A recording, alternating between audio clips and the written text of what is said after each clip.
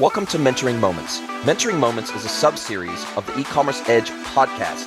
It is composed of clips taken from Jason's one-to-one and group mentorship sessions.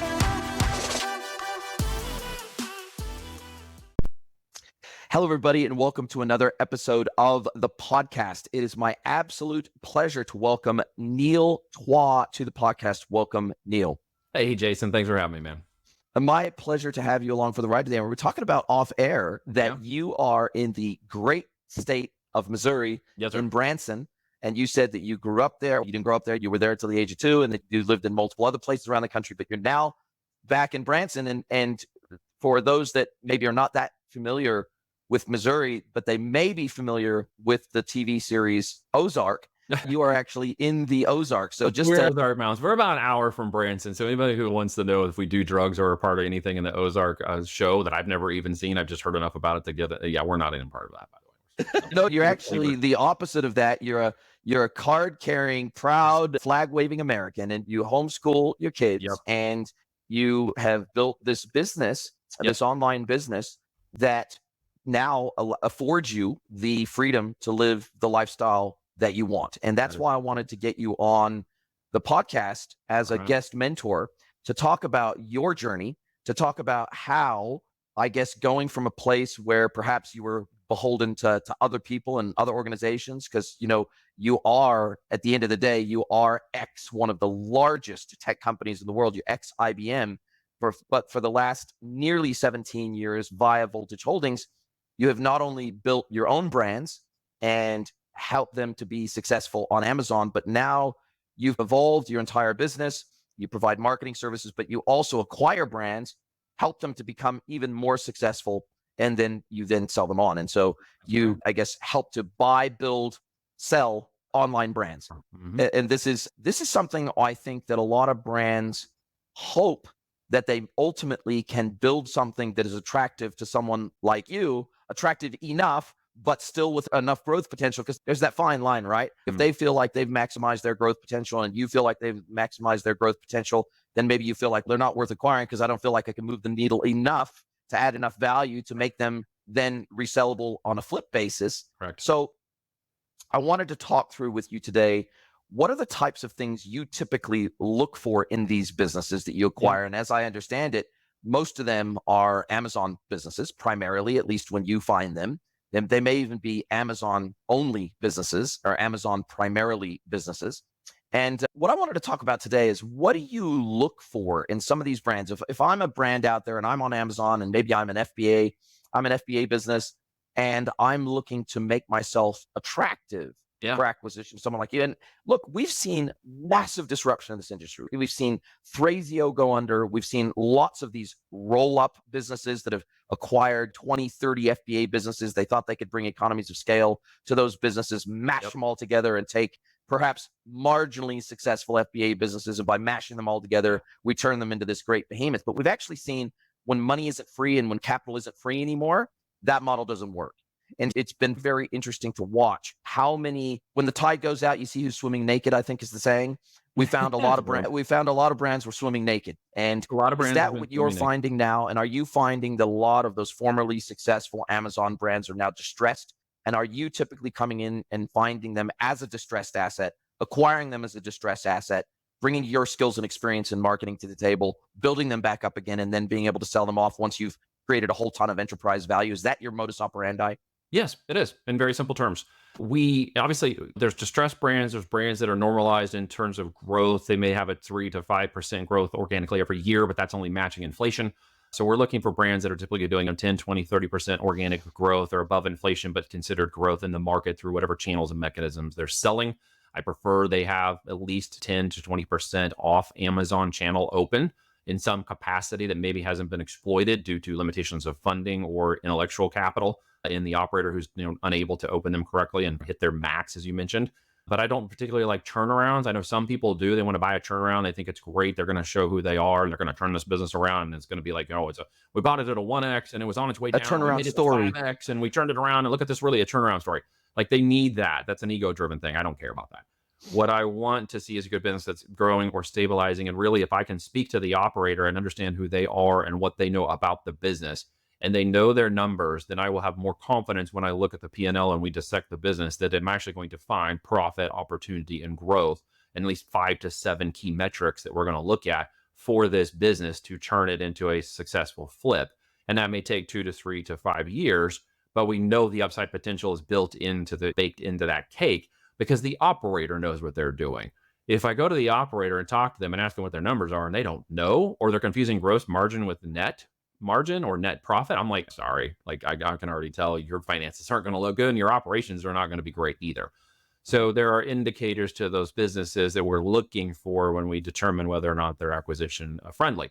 Do the same thing on the beginning side, to your point, at the stage of developing ideation and growth. We're looking for market competition, obviously low saturation, but we're looking for products that have multiple opportunities for a circle of influence or circle of confidence in them. So they may have a particular connectivity to, say, in my world, homesteading, but they're homesteaders who maybe do canning and there's others who don't. So if I can connect a homesteader who also does canning, then I can connect all the gear, accessories, and homesteading supplies that would supply that person with multiple products that develop the brand. And if I can identify that at ideation stage and then market test that into the market without marrying any of those products, if they don't run the numbers great, then don't marry them. And then see that actually turn from a product-based business, which 0 to 100K in products is completely doable. This, in today's world, it's insane if you don't, because there's so many opportunities out here. You just don't get confused, people. Like, there's so much noise. It's just buy a product and sell a product. Keep it pretty simple. Then you have the opportunity to grow it into a brand, and brands are where you move systems and processes and methodologies in place that allow you to go from products to a brand. And really what we talk about is brand. So many people talk about products. What's your first product? Go order this. And that's all the hopium mindset guru nonsense crap. You need to be thinking about a brand. We've launched test 5 products in the marketplace when we test market. Okay. We will find the winners. It's an investment strategy that many people don't talk about. I will put 5 million into a company when all those perfect things look really great. And I'll bring it to my PE groups and my home offices and say, hey, this is the one we think we should buy because all of these things look really great. It's a bit of a unicorn. But we will look at that as an investment strategy on the other side of the house and say, okay, great, I'd rather buy 5 $1 million companies, okay, and see 2 of them do average, 1 fail, 1 might go, yeah, and the last one's going to do more than all the rest of them combined because it's a law of averages, it's a law of numbers. And Power in that law. case, yep, you've got to go through and define those metrics, and we can talk about some of that as we go forward. What's the metrics of a business acquisition? For us, it's got to be more than $1 million to $3 million plus in EBITDA. Or that much in seller discretionary earnings, whatever the top end revenue at that point is, it is what it is. I know people like to be like, it's a $40 million company. And I'm like, great, it spent $39.9 million operating. Who cares? Right? This is not sexy. We want to know what the right numbers are. For us, it's got to be between 15 to 18% minimum. If it's 15 at the bottom line of net income against operations, it has to be able to get to 18.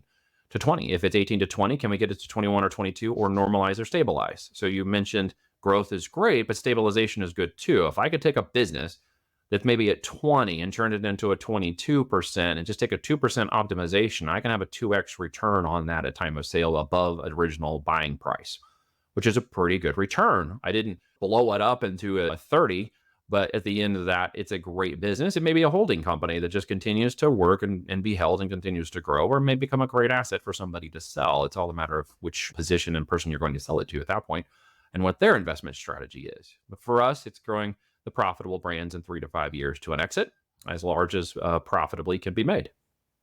And when you typically go into these businesses after you've done your due diligence and you've acquired them, are you typically finding that there are common 1, 2, 3, 4 common areas where you can pretty rapidly pull some big levers where you go, okay, maybe it's the logistics side of the business is maybe they need a different 3PL, or maybe they need to move to FBA, or maybe they need to find a new supplier, a new contract manufacturer. Are there some key areas that you find on a routine basis where brands are getting this wrong just so often? Because, and maybe it's even channel mix. Maybe it's, okay, they're Amazon only today, but they need to add D2C, or maybe it's Amazon and D2C, but they don't do wholesale. They don't do B2B. So they're not doing Amazon business. They're not looking at some of the other B2B marketplaces because they don't do wholesale today at all.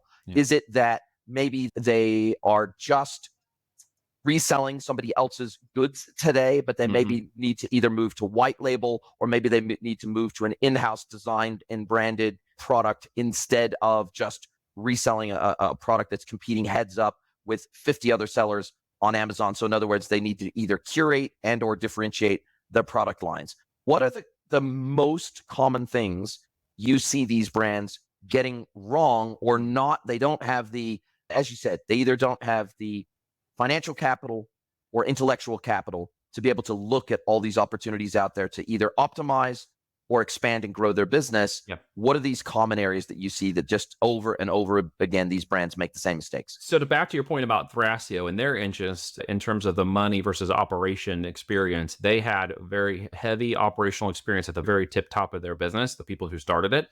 But after that, they had about 120, 140 job recs open with people that were trying to figure out how to run these companies on SOPs who had no experience in a channel market whatsoever. And so they lacked the experience, but they had the money. So in the money pool, they decided somewhere along the road, it appears now that we look back, hindsight's 2020, they decided to just acquire everything for whatever they could get their hands on. And that became the new strategy, no matter whether they could operate it or not.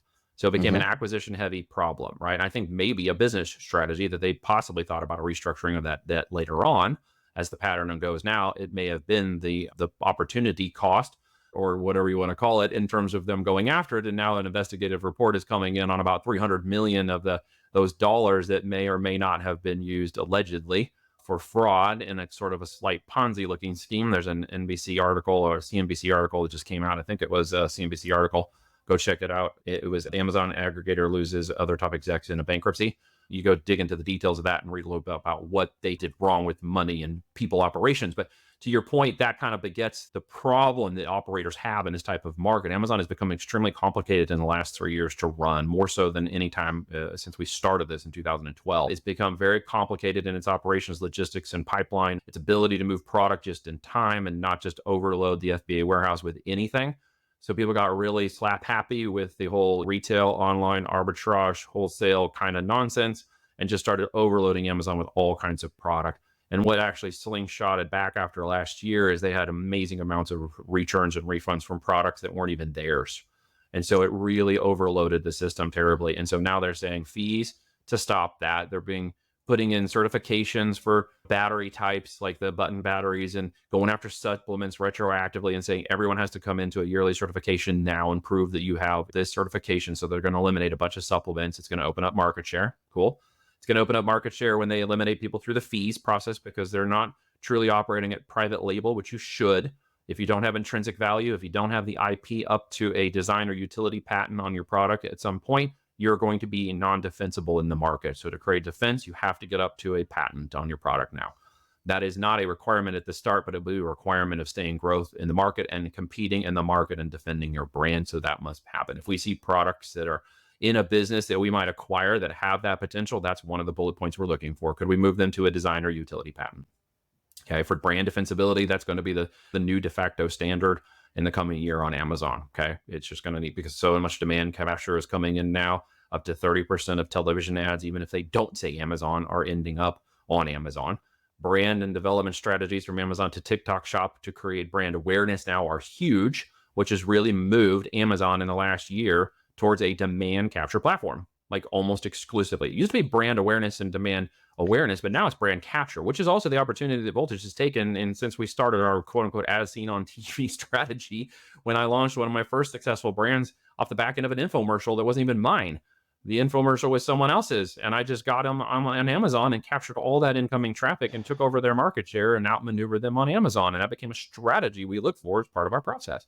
If those brands are out there and there are other brands competing and buying market share, our goal for acquiring that business is to go capture that market share, not from the brand itself that was doing it, but they should have a marketing budget. But the brand that was generating all the demand. The brand that was being generated by another market that is not being properly captured on Amazon, we can step in front of that traffic and capture it on Amazon as one of our good skill sets. And not a lot of people are paying attention to that. I'm not talking about trends. That's different. We're not talking about fidget spinners.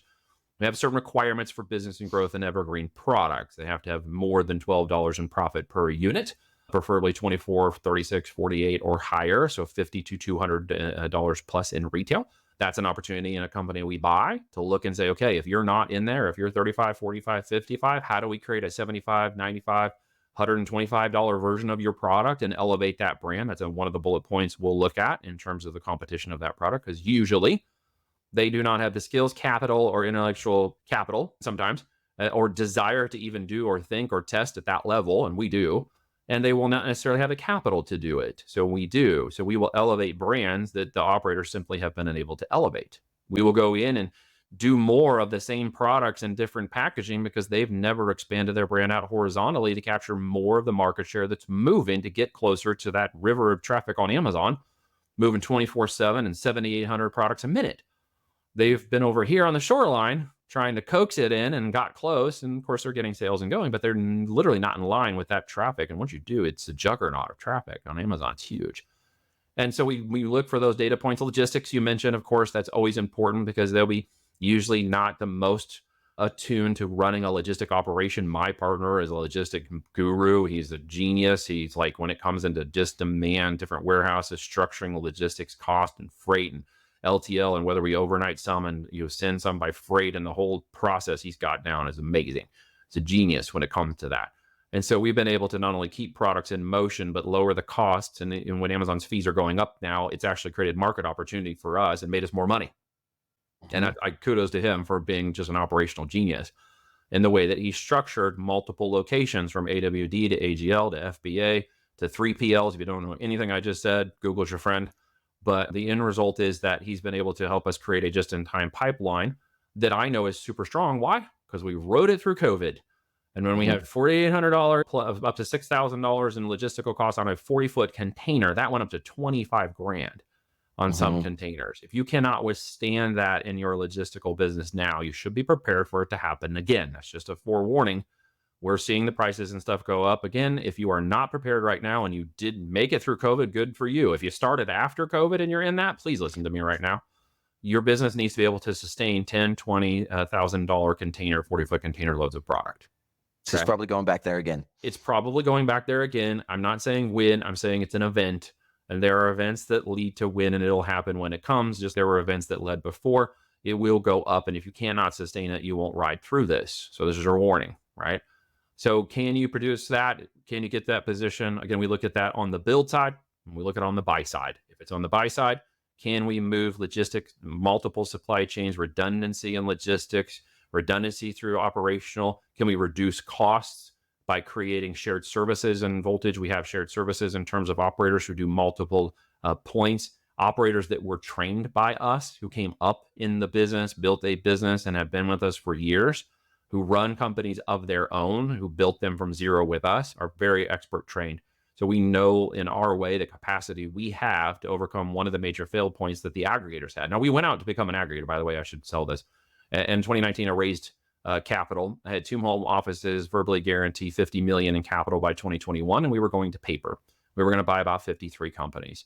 When by the time that transition occurred through November of 2021, the market had been buying enough past 12, 15 billion in sales. We suddenly saw data that was not privy when we started that process in 2019. So I'm glad that it took that long to raise the capital, frankly, because we didn't follow through on it.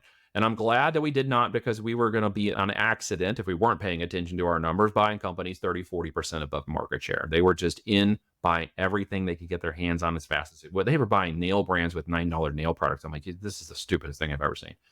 And so they were just acquiring what they could get. And that obviously has backfired. Consolidation, capitulation, bankruptcy, closure. It's part of the process now. But out of that, we'll strengthen, and out of those ashes, like it normally happens in any major change and shift in marketplace, like the 99 bubble on the internet, turn people into stronger tech companies. In this market and industry, it's going to turn stronger operators out of the base. As we raising Voltage back up now and have offices committing capital to purchasing up to 50 companies in the next 5 years, and we're in that process right now, it's a time to buy. It's blood in the streets. There are brands that are great. There are brands we're probably going to end up buying outside from the aggregators because they didn't do a great job and couldn't operate them correctly, but they still have huge upside potential. They just got mismanaged. They ran out of runway. Yeah, they ran out of runway. And so there's some good, I have a few friends that are in negotiations to buy back their companies from the aggregators to take them back out to market because they know really what they did wrong and how badly they operated it. So they're going to make it a second pass, which is kind of fun to watch. And how there's two pieces to this that I think I'd love to better understand through your lens. One is, how important is it now to go to market with a full solution, a bundle, a kit, a stack of products? Because I see that the most successful brands are now getting away from just selling head-to-head one SKU versus another, maybe either competing product or exactly the same product in the market. We're seeing that model is hiding to nowhere, so to speak. And so what we're seeing the smartest brands do is to come to market with solutions, not SKUs. We And I always think that agree with that 100%. Sell solutions in the circle, what I call a circle of confidence around the product, person, and avatar. What they're buying in one segment, they should be buying in another. So you shouldn't go so far as to say launch a kitchen product and launch a pet product. yeah, You should launch a kitchen product that has to maybe do something to the home that touches the avatar who might be doing a specific thing, but also does another thing. And so you should be building product, not just bundles per se, but you should be building product into your mind that is complementary to the additional product line. While you can customize, we always do private label, and folks, the difference between white label and private label is just customization at the end of the day. yes, Customize yes. one thing on the product, and then we do a market test with the product. Okay. And the sales fixes everything. That's the mantra. So if I can prove that revenue solves all problems. if I prove that I can sell this product in the market, I have now accomplished one of the major things. The second thing is making sure Amazon, if I'm going there first, doesn't shut me down. So if I can sell this product and Amazon doesn't shut me down, I'm doing great. The third thing is, any competitor, have I already touched on their market share, and are they willing to do something to stop me? Because there are a lot of unethical marketplace activities happening in the black hat world here, where you start stepping on their market share, and they may be willing to pay $5-6 grand to somebody inside of Amazon, a bad actor, to get you shut down. Ask me how I know. So the end result is, when you take that market share, if those three things are not occurring, okay, and you have brand defensibility from registration, trademark, and at least provisional patents that you think you might be able to touch on that product as a brand defense, then you have an opportunity to take it into a full product launch. At a full product launch, I'm now intentionally looking for the products that are solution generated and oriented, and they are typically 50 to 200 in range, that meet the need of that avatar, that doesn't just buy on the money alone and not the reviews alone, but is really buying on that emotional connectivity to the brand and the output of that particular product, even if they haven't heard of your brand yet. And so we're looking for that solution-based oriented, and those are more evergreen, blue sky type of products. Those aren't just everyday kind of products. The data set we pull together and what we call our green light process is both a methodology and a formulaic process of going through the data to determine with at least 80% confidence that I customize a product and put it in the market. Someone wants it. My real intention is to determine how much they want from it. And then I'm going to go launch 2, 3, 4, 5 other products in that marketplace, and then determine where the market segment for that product and my account and my price point and my time in the market, even if I have no reviews, is in demand. If I prove that, then it's all upside potential from that point forward. I can go order 1,000 units and do a full product test. And that's what I should do. Now, the same thing applies to an existing company with product or brand lines that are not elevated. Going in and testing other variation of existing product lines is always one of the first things we do, outside of the other things I mentioned earlier. They usually are not taking opportunity for product pipeline and differentiation or customization, referred to as innovation, of the product line to move its intellectual property across the line compared to other, chicken or just Me Too products in the marketplace. So yeah, customization is a requirement. So many brands that stabilize or grow basically follow one simple premise, just like Apple: sell more things to more people in the same box. You got an iPhone, you got an iWatch, you got an iPad, you got an iMac. They sell more of the same thing in different boxes. And that's in essence what you're saying brands that are structurally strong are doing, is they're actually executing on that. Now, it's understandably common sense when I tell it to you, hopefully, if you're hearing me today, but it's not common in its execution. And I think that there's a certain capital requirement to be able to make that happen. And a lot of these brands are hanging on by the skin of their teeth. And so they feel like it's too risky to be able to go out and do those tests And I at have a scale. for those folks, right? Opportunity begins at the end of your excuses. Yeah, exactly. Where fear ends, I guess opportunity begins is another way. But how important is the technology, the underlying technology that they use to run their business operationally? How important is that to you, or how important of a lever is that to you? If they're, Oh, for example, if they're I don't know, let's say they're a $10 million business, a $10 million a year business today, they're running QuickBooks to run their operation. They have no technology in there around analytics. They have no technology in there around logistics. They're running by the seat of their pants. Maybe they have a Shopify D2C store in addition to their Amazon operation. And in fact, maybe they're using Shopify as simply the catalog conduit to get their products listed on Amazon easily because they find Shopify easier to operate operationally than they find an Amazon account to sure. manage. And so they maybe don't have really good, because there were some great third-party analytics tools for Amazon sellers. So I guess just generally speaking, what role does technology play in both assessing the companies you may look to acquire or invest in versus how much of a lever do you see that if they're running poor quality back-end systems or processes, and you can see, hey, we can insert this type of technology stack in here and it's going to automatically bring a 3% efficiency to the operation, for example. Operational or operational independence is the theme of your question, if I heard you correctly. And Yep. and with that, we're looking for opportunities for operational independence. Now, we've owned 21,000 square foot warehouse and had 12 employees moving, so we know that's not the right way to do it. So if a business is operationally heavy on warehousing and employees, the first thing we're going to look is, does it really need to be there? With the amount of systems and third-party logistic companies now, that when the numbers work correctly, it could be cheaper just to run them without the healthcare cost, the people, employment, manpower, and other problems. We're going to look to turn that lever into an opportunity. When it comes to systems and back end, from my IBM days, having built knowledge latent semantic search engines and engines that eventually powered the web, including part of it from the Watson supercomputer that powered the A9 engine, I understand the technology fundamentally and what it's doing from a data perspective to pull people in and find more data points and gather that information into a sale that literally sells something to somebody in 30 seconds or less. With that, I know that operation is so much more heavy handed than I can ever go after. It's billions of dollars in infrastructure. And so many of these people don't look at it that way. So what we've done is just said, what is the differentiator? We're not Walmart, but how do we become that little retailer on the side like Trader Joe's, who's making more per store per person than Walmart is? And so we've developed our own systems, we've developed our own technology, our own dashboards, so that if we're building a business, we build it in from the process methodology and the systems we've developed. Or if it's a company that's out here, we're going to look to overlay that with our template of technology and operations and format and simply just shave off what's on the outside. And if it fits into what's on the inside, then it easily molds with people who are trained and operating under our current systems and tool sets. It'll just become a transition or change management plan to bring that business in and simply shave off these other areas of cost, operations, manpower, whatever's necessary to trim the fat off of something that's not as necessarily as close as a perfect template as we would want it to be.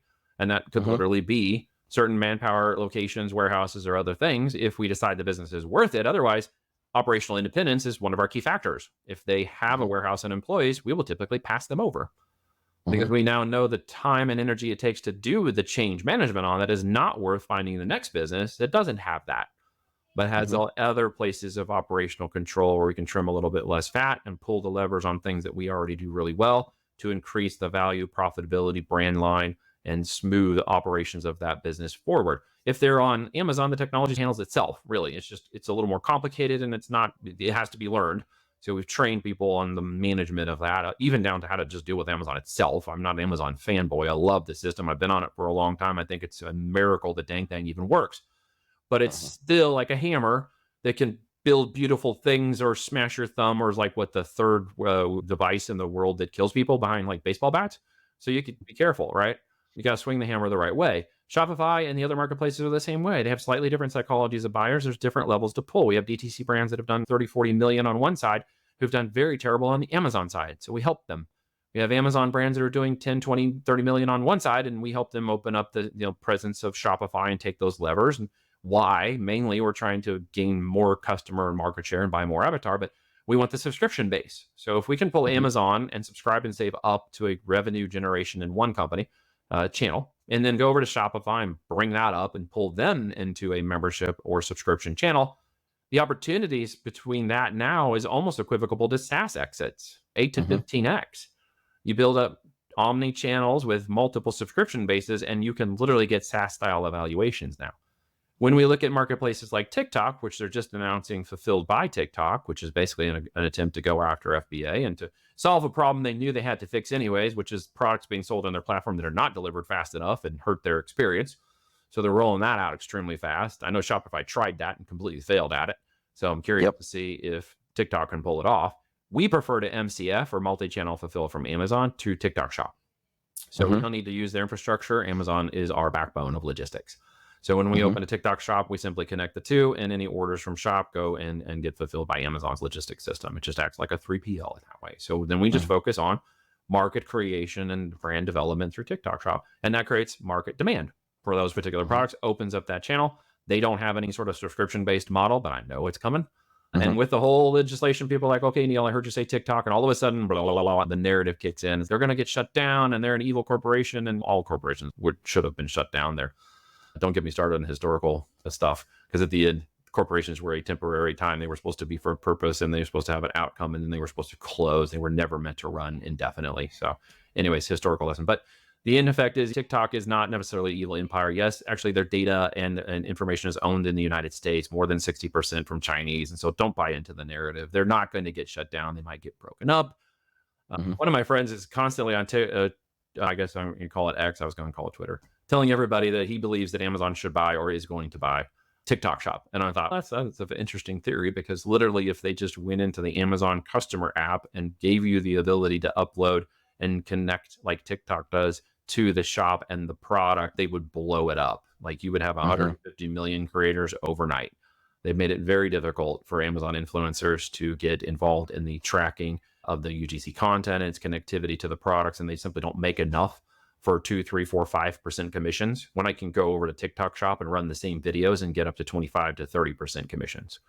So they've got to become more competitive. So it might be an advantage for them to buy. But we look at those omni channels and look at that data, and the psychology is to wrap that whole thing around to your original point. Those are different data points of growth and building that we also look at in the growth and building in an acquisition of a business.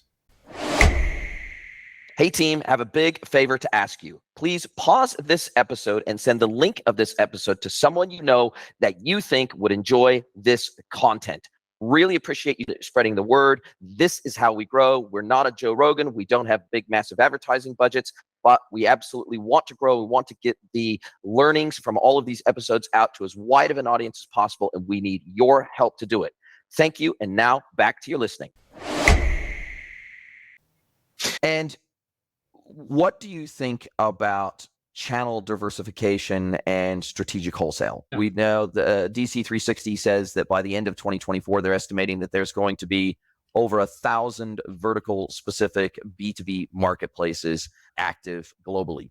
So we've gone, and that has exploded. And so just as Amazon is not the only DTC/B2C favored marketplace out there, now there's massive competition on the B2B side as well from a marketplace perspective. So now we've got a whole lot of B2B marketplaces out there that are becoming famous, from Wayfair and all the way down. So the question then becomes, how important is it for you, for the brands that you acquire or invest in, for them to establish strategic wholesale routes to market? We've seen the danger when even a formerly successful D2C darling like Allbirds shuns the wholesale channel fastly for years and years and years. We see how they can go down to zero as a public company, and we're seeing that Allbirds is probably going to go bankrupt absent some massive changes through wholesale doorways.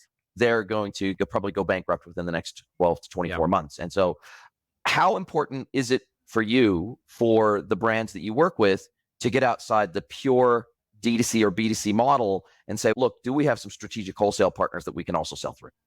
It's not, I'll be honest, it's not extremely important, since we're primarily D2C. If a B2B opportunity presents itself, obviously the numbers are going to have to work and turn it into an actual sales channel. It's great to say that for every brand, it would work in theory, but in application, it doesn't work for every brand. And not every channel was meant to support every brand. And not every customer avatar matches every platform channel.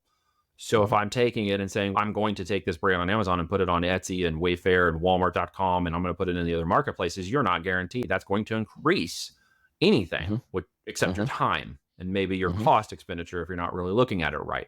So you need to be strategic and we are, in what we move to when the time comes, or where that product or brand line is spending its money and time, if it is omni-channel. If they come in and say, okay, we're omni-channel and here's 80% Amazon and 10% Shopify and 5% this and 5% other, we're going to look and say, okay, where's the biggest effect on money, market, time, energy, and attention going to be placed? And some of those channels may shut down because it's simply not worth spending any energy or time on and optimizing. Because you're spending 20% of your time on a channel that generates 5% of your revenue. Knock it on the head. Unless its strategic plan has a pathway or an opportunity to grow because market share shows growth penetration and maybe owner or capitalization didn't take advantage of it. At that point, sure, we're going to exploit it. But if we look at it and say, that's been open for 3 years, the most it's ever done is about 20% of the business, it could very well be energy, attention, capital of the operator, but it could very well be just market. It could be market is not really demanded. It's not a great avatar. There's not really a good amount of time.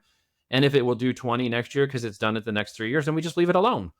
If it's going to be turning down, and it has a tendency to be turning down, usually if they're not managing it or keeping their eyeballs on it, then we might just say it's not worth it. Let's pick that up and move it to another location.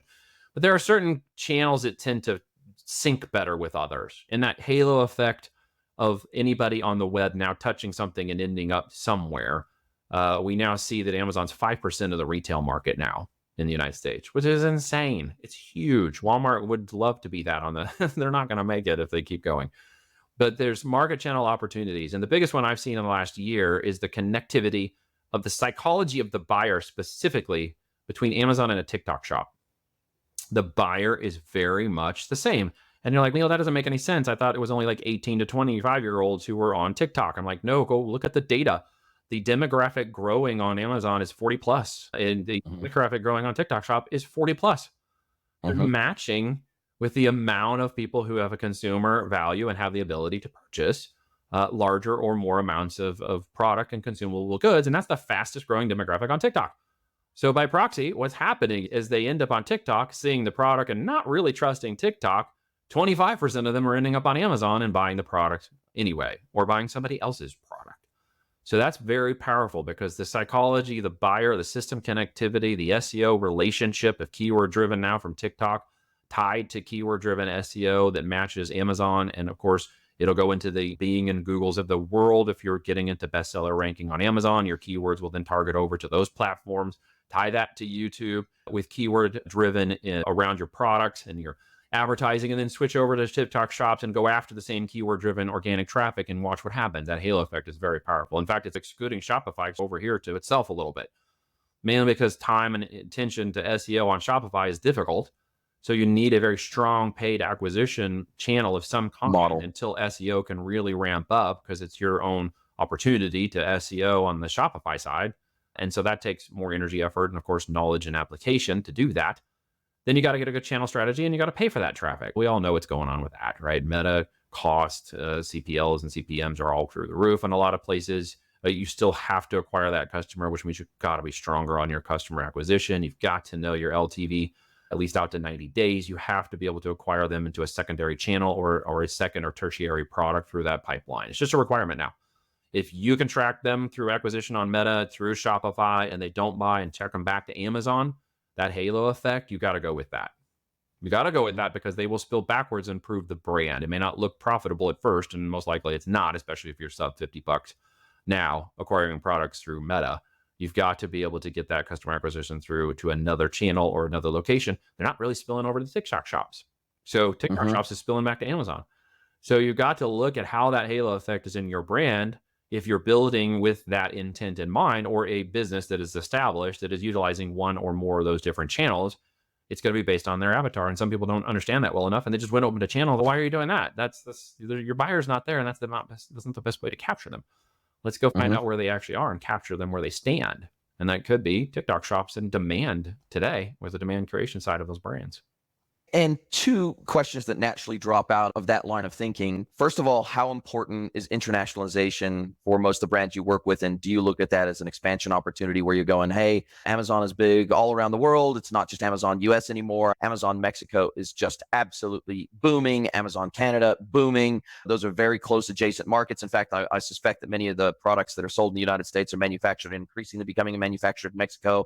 So what does the internationalization opportunity look like? Cross-border commerce. What does that look like? And then from there, how do you think about those? Because you were saying $200 products, but does that mainly refer to individual items being $200 or more in sale value or in ASP, or does that mean $200 AOV for that particular brand? Or can it be either one? It could be either one, really. It's going to be most likely a combination of a product that is $200 or plus, or a couple of products that tag into an AOV of 200 or more. I prefer that it's a single SKU of 200 and more, because then I know that person is capable of buying another $200 product or another $50 or a $99 product, which targets more. And we could push up the AOV pretty quickly by bundling or kitting or whatever. They're going to come back multiple times in a year, right?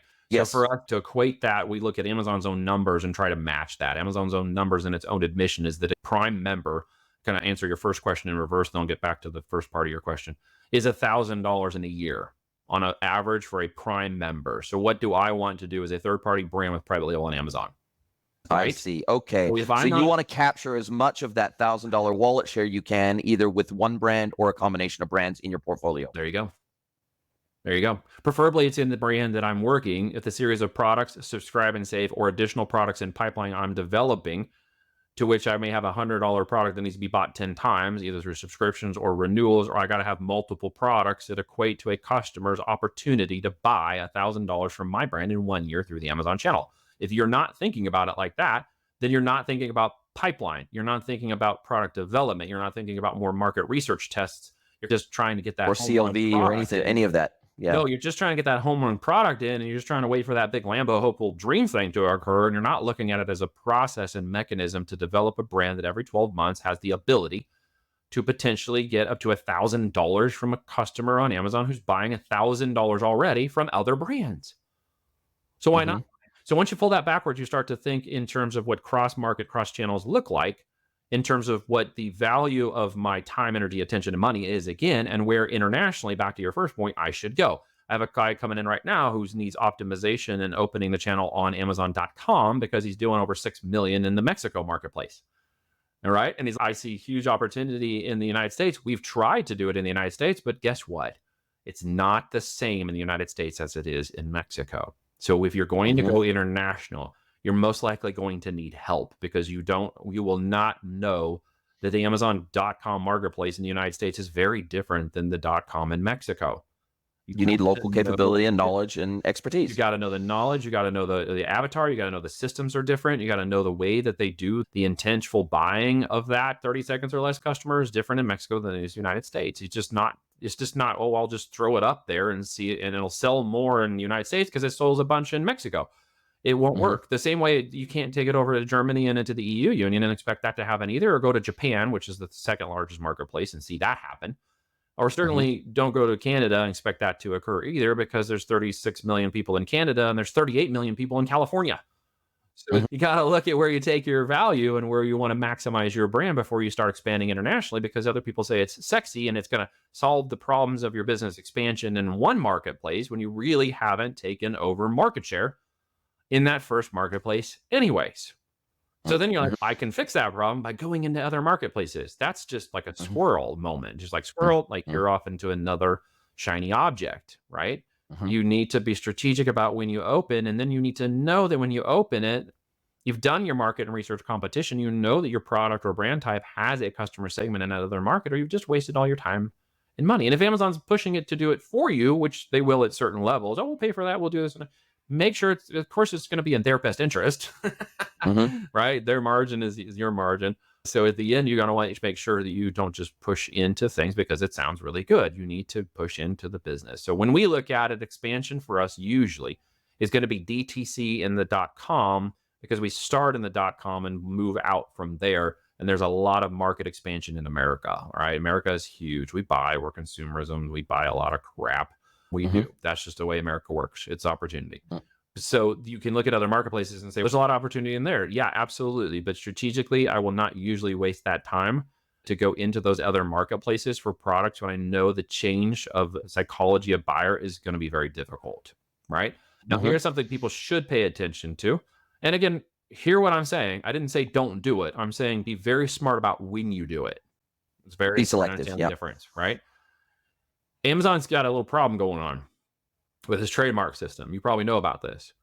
If I go into Germany, okay, and I'm an unethical seller, so right for the moment, I'm becoming an unethical seller for anybody listening. Not that I do this, in full disclaimer, but what's happening is they'll go in and register your trademark on a third-party brand inside the like German or other marketplaces, and then claim control of your US.com trademark and brand and basically kick you off.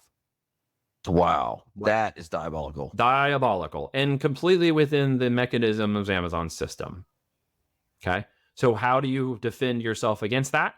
If you are becoming a seller who is doing 6, 7, multi-7 figures, you need to go ahead and internationally open those other businesses in those other locations, even if you're not going to sell there because it's not the right time, but get your brand registered under your trademark in those platforms so someone else doesn't do it under an unethical ability to basically hijack your United States brand out from underneath you. Wow. Shocking. And how much? So we've seen over the last 3 months, Amazon has announced a whole slew of new charges and fees across all of their services. Everything from charging a fee now, where they used to automatically move stock between multiple FBA locations based on their demand planning internally, and they wouldn't charge you for inventory transfers. Now they're going to start charging you for that, even if that inventory transfer is triggered by Amazon and not by you by choice. They're also going to charge you if you just by default send your primary lot of inventory to an FBA location that is not close to where your target market ultimately is or will be. That they're starting to add a whole slew of new fees. I think there was a list of 6 or 7 new fees that they were going to start adding across almost every layer of their set of services that they offer, and including and up to increasing the costs for Amazon ads as well. So they're pretty much ratcheting up their own Amazon share of wallet, not just your share of wallet, but their share of your wallet. They're ratcheting up those fees. So how big of an impact is that going to have on the profitability of the businesses you work with? Or is it because everyone is going to be subject to these changes that it's just going to force the prices up across the board on all products sold on Amazon? Because at the end of the day, all these costs have to be passed on to the consumer. It's that simple. So do you see this as just a revenue grab by Amazon, or do you see this as a fundamental shift to away from Amazon effectively subsidizing sales on its platform to say, no, we're going to actually pass on all the costs of selling on our platform off to the merchant, ultimately downstream to the consumer? As I see it in a free marketplace, Amazon is doing what a free marketplace is demanding due to inflation, cost, life changes. So as a global change due to even the gas and price of food in our markets, everything is shifting. And so their cost, logistics, and freight have shifted due to that too. And yes, like every other business right now, they are passing that on to the consumer. It can only go so far before it reaches either a deflationary, stagflation, or a hyperinflation situation. So something is going to have to change it no matter where it goes. So they're simply reacting to the market. Also, they've got some internal problems, in my experience, that they're trying to deal with. And that's a lot of bad actors that have come on the platform.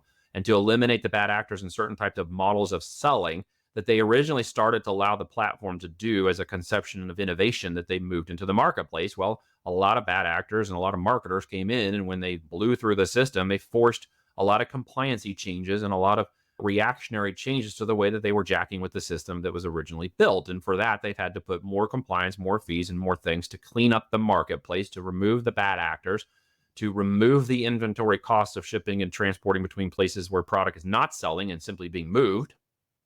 Okay, to a location that just sets on the shelves and no one buys it, which is terrible for their business model.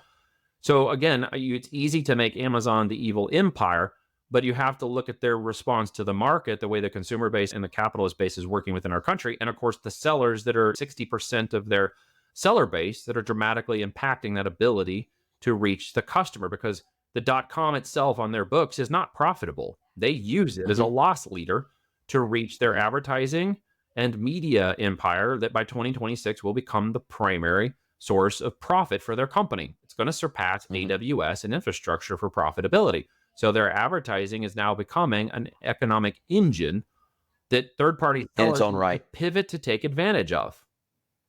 You pivot like any other market situation, any other industry, whether gas and real estate go this way and you have to pivot that because of cost, short-term rentals, et cetera. Go look at Cape Coral, Florida right now. The whole STR market is pivoting very quickly.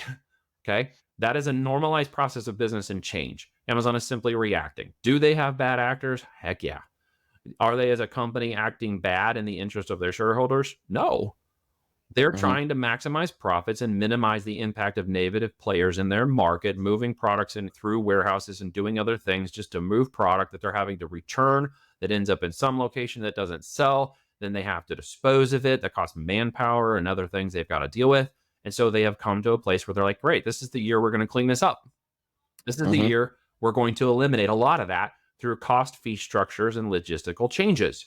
If you Hmm. are using FBA and not taking advantage of AGL or AWD or third party logistics in your freight and supply chain, then you are going to become a victim of that, Hmm. right? You're going to need to be smarter about how you store products in motion from manufacturing so that they don't need to ship products in intertransit fees, and you can send them to certain warehouses by request and know that's the primary place where 80% of that product SKU is reaching the market and 20% has to be distributed so it can reach the other segments of your customer market, which is all data you can see inside of your Seller Hmm. Central account.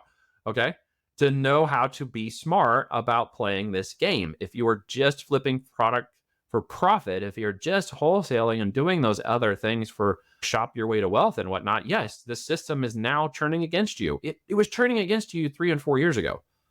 You just didn't want to see it. You maybe didn't Hmm. want to make the change. Maybe you were riding the opportunity. Maybe somebody sold you into a course or a business or whatever and said, hey, this is the right way to do it. You're going to make all this money. In actuality, if you're not creating a brand, you're ultimately going to be defeated in the market. Brand will be the Hmm. longest longevity opportunity in your business, regardless. And yeah, you can have a brand that does wholesale, but if your wholesale is someone else's products, you're ultimately not going to win. You don't control that market. You're Hmm. working a job.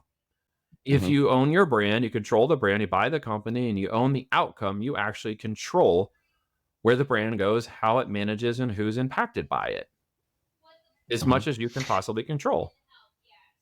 And what percentage of the brands that you work with are FBA only brands, meaning they're a sole channel, they're Amazon only, and they will always be Amazon only? Yeah, And which percentage of your portfolio of brands tend to be omni, meaning they've got at least one other channel other than Amazon that they I sell through? don't know that exact number, but I would estimate, and know your numbers, Neil, but this isn't a metric we normally track because it's not of this concern, but it's usually around 80/20. About Right? 80% heavy capture of demand on Amazon because it's 28% of the market, 38% of the market share. Then there's Walmart at about 8 or 9%, and then it goes down from there. So when you look at how am I capturing as much possible online purchasing and e-commerce for my brand, Amazon's the channel you have to be in. As I mentioned earlier, Hmm. 5% of retail is now Amazon. So that's Hmm. huge. So I'm Yep. capturing that demand. So it is a good portion of where the products and purchases occur for people whose intention is to buy. They're out Hmm. there to buy. They're not to buy on Facebook. They're not trying to Yep. buy on Google. They're not trying to even buy on TikTok. Those are Hmm. pattern disrupt, pattern interrupt marketing mechanisms you have to use to disrupt somebody's normal part of business to go buy something. Where Amazon is, I came there to buy something. I was already intending to buy something. That's why I ended up there. So Hmm. for us, obviously, some percentage has to be omni-channel. About 20% are. We move them omni-channel to establish brand dominance and find psychology of the buyer and other platforms and places to control acquisition of customers through marketing and other means. But there's a lot of demand to capture on Amazon, a lot. And people are like, "What's Hmm. only 5 figures?" No, it can be 7 and 8 figures. It can be 9 figures. And as we come down to the end of our time together, and an hour has absolutely flown by, and you've got so much good information to share, and I really appreciate your time. How do you think that the other, not only other marketplaces, but other channels, how do you see them? And I know it's gazing into a crystal ball and we don't know, but Yeah, best guess, how do you think the rest of the industry is going to respond to this absolute, utter, and growing dominance of Amazon from a digital sales channel perspective? How do you think the rest of the market is going to respond to that? Because they're not going to stand still. There's no chance that yeah, that yeah, Walmart's going to stand still. There's no chance that Target's going to stand still. There's no chance that any of the other major retailers, there's no chance that the other department stores, there's just no chance that they're all going to stand still. Now, a lot of them are just going by the wayside. Macy's is in trouble. Like, we look at many other retailers, massive retail chains in the United States, vast majority of them, they're actually in trouble. But one of the things that I have seen is that through platforms like Locally, which I've actually had on the podcast before, they're creating a virtuous cycle, a virtual connection between brand owners and their wholesale / retail partners. So they're the retailers that they sell through, they are exposing their inventory. So instead of selling only through D2C or only through strategic wholesale / retail doors, we're going to have this virtuous cycle where the D2C brand drives foot traffic for their retailers via platforms like locally, and vice versa. Obviously, if I walk into a physical retail store and I see a brand, then I go, oh, wow, okay. If I walk into 10 retail stores and I see this brand, then there's that brand reinforcement. And maybe if I'm not in a rush to buy it today, I might go to their D2C website and I may look to buy through their D2C website, or I might pull up Amazon while I'm in the store and I might go, can I get this cheaper and faster? The showroom of Amazon, right? Correct. And so I just feel like the market is behind the scenes slowly starting to take shape as a collective, as a bulwark against total dominance and reliance on Amazon. Yeah, but total dominance and reliance is going to only be what the market demands if other factors don't stop it from occurring or other factors change it. So, for example, if Congress were to take away antitrust laws for the benefit of glad-handing corporations, we could see Amazon become the Taco Bell of Demolition Man. It's the only place you get to eat food in the future. So it's the only place you can get products from in the future. So the idea that I could say what the crystal ball looks like would only be determined by who's willing to change the potential outcome of the predictions by making it in their favor. They may change laws that allow Amazon to take over full dominance. But in this plague, are there other free market economy things still occurring in the United States? Yes. Is there still opportunity for building businesses? Yes. I know for some people it feels scarce, but again, money is a river. It moves, it shifts, and you got to move and shift with it. And if you aren't and you're yelling at it because it's leaving you, then maybe you should just stop yelling, take your ignorance down for a second, humble yourself, and go follow it. Because the money is moving, and it is moving into business, building e-commerce and systems and development of operations. That's where it's moving towards, okay? And AI is a component of that, right? We tie AI into what we do through our systems and methodologies and take in certain processes from 2 to 3 days down to 2 to 3 hours. So AI has been cool in the way that we've been able to utilize it for video and licensing and down to the copywriting and images and other things we use to condense time and produce great output. It's a tool that we've adjusted in the way we do things. And I think that's one of the things businesses have to be doing in their leverage. Competitive marketplaces are still going to be valuable. Not all of them will be there. There is one called, I think, Mascardi, or I forget even the name of it. But people are like, Facebook Marketplace was great until it became a spammer's haven, and now everybody's moving to that platform, which allows you to do buy and sell trade like Craigslist used to be back in the day, which many people moved to Facebook, and now they're moving to third-party options because of scammers and things. People are pivoting. You just have to know where they're pivoting to move that market. A lot of people have pivoted into TikTok shops now because it is creating huge marketplace and demand. Plus, there's a lot of freedom of information on there, and so other people don't want you to hear what's going on. They don't want you to see what's going on, and so they want to stop that. So they're trying to shut some of that down, not just the free market economy, but the message. There's a lot of stuff you can hear on X and TikTok that you can't hear in other locations. And so there's ways and manipulation. So we got to follow and play the game, and we got to pattern our way through that. But in terms of market share, in terms of chipping away at some of the opportunity, TikTok Shops is doing a great job at pulling that masterfully from the platform of viral and awareness into shopping and purchasing as a connective point, and then attaching the affiliate connection and affiliate creator side to it, allowing creators to not only be held accountable by the system, but get opportunity from the system. I know creators now doing 5, 10, 20,000 a day on creators, right? Just doing the creator side, just being affiliates. I haven't seen that kind of stuff in 20 years. It's amazing to watch how fast this is changing, and they call it, what Business Insider call it, the year of the creator.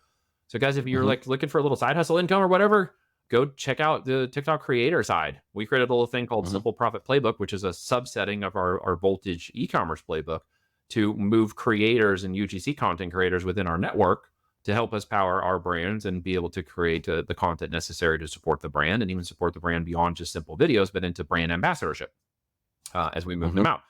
So again, I think the answer to your question is pivot through marketplaces, and pivot this year, and pivot into what's moving, and see the opportunity for what it is. And again, don't let your excuses miss out on your opportunity because of fear of XYZ. If that's the case, you're never going to change. And if you truly want change, you're going to have to jump into whatever it is. Personally, e-commerce for me is the greatest wealth transfer I've ever seen in my lifetime. from the product and digital product world. And we're seeing that move very fast. A lot of predictions showing as we open that crystal ball, the last moment here, that by 2040, we're going to have an invert. 95% of transactions will be done in e-commerce and only 35% in retail. So the shift is coming to online currency transaction, physical product, and digital. Especially as boomers die off and the older generation dies off that are physically focused. That is the shift that we're making, and many factors could change that. But right now, that's the path that we're on. So you either are going to become part of it as a consumer in the material, or you're going to become a casualty of it, or you're going to be a casualty of it because you simply missed it, or you're going to not have the opportunity if you don't take it to be involved in the business opportunity that is transforming in the digital physical product world. It's a huge upside potential when those who get involved. What a way to finish this one off, Neil. I appreciate your knowledge. You're just a wealth, a deep pool of knowledge, and man, you're rapid fire. I'm going to probably have to go back and listen to this 3 or 4 times myself to grab all the nuggets out of this. So I'm looking forward to that. No, it's amazing. Absolutely amazing. Now, this is the point at which, as we come down to the end of our time together, where I get to flip the script, I get to hand the microphone over to my guest. I get to let them ask me one question, any question they like. It could be personal or professional. So, Neil Twa from Voltage Digital Marketing, what is your question for me today? If there was someone in my network sphere of influence and capability that I could introduce you to sit down, have a conversation, grab lunch, and pick their brain, anybody you can think of, and it was in my power, who would that person be? Wow, fantastic question. First of all, I don't know who's in your network yet. That's hard to say.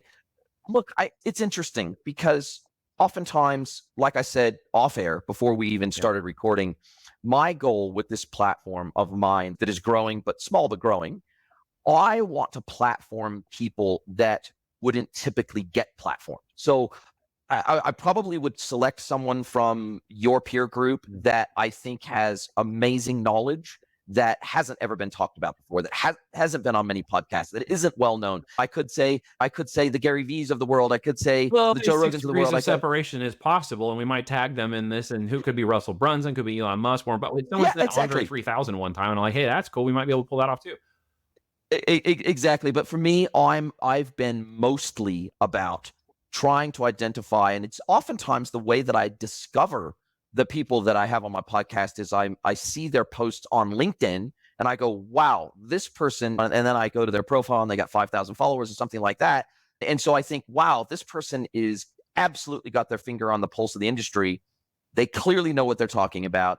They're very intelligent. They're very well-spoken. Maybe they're even creating videos or whatever the case may be, but they just don't have that big of an audience yet. And I'm always trying to get to those people early before they pop off, because I want to be able to be the one that helps to bring them to the market. I want to be able to be the one that helps to connect them to other people. I want to be the super connector myself.